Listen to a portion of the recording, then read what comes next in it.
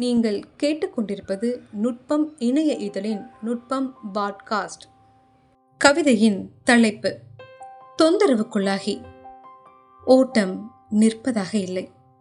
அதன் துல்லியம் குறித்து 100 பக்கங்களுக்கு விதிகளை வாசிக்கிறாய்.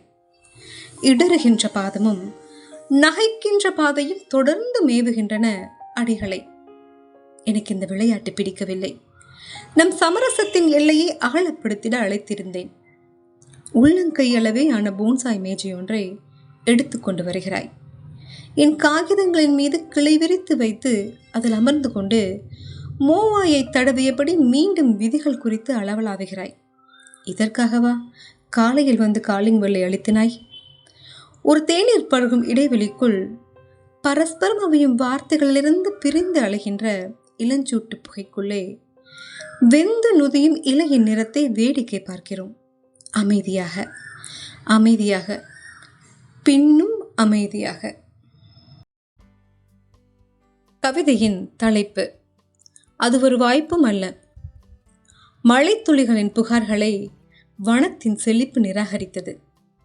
நிலத்தை தொடும் முன்னே மரங்களின் தாகத்தை தீர்த்து வைக்கும் கடமை கிளைகளுக்கு இருந்ததாக மரங்கொத்தி பறவைகள் தம் சாட்சியத்தை கொத்தி வைக்கின்றன. வனமெங்கும் நீக்கமர துளைகளுக்குள் குடிபுகும் இருளை விரல் முட்டு மடக்கி தட்டி தட்டி நலம் விசாரிக்கிறது சிறுவையில்.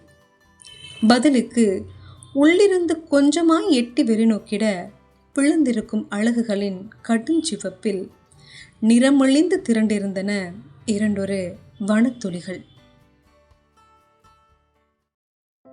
கவிதையின் தலைப்பு: நீங்கள் வராமல் இருந்திருக்கலாம். அறையை விட்டு வெளியேறும் போதெல்லாம் மணலாகி உதிர்கிறேன்.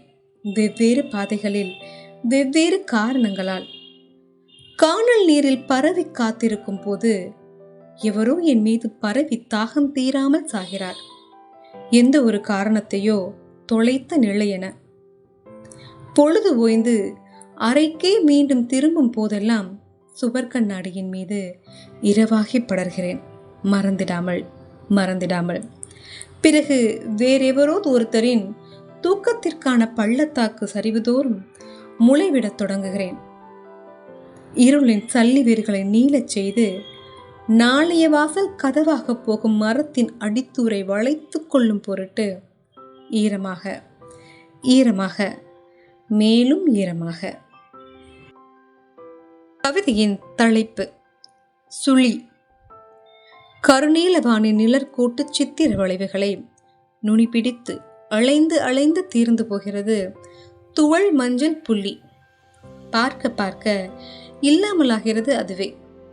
வேறொன்றும் இல்லை சுட்டிக்காட்ட. அது ஒரு கொடுங்கனவு. அது ஒரு தொலை தூரம். அது ஒரு மௌன தயவு. அது ஒரு அப்ஸ்ட்ராக்ட்.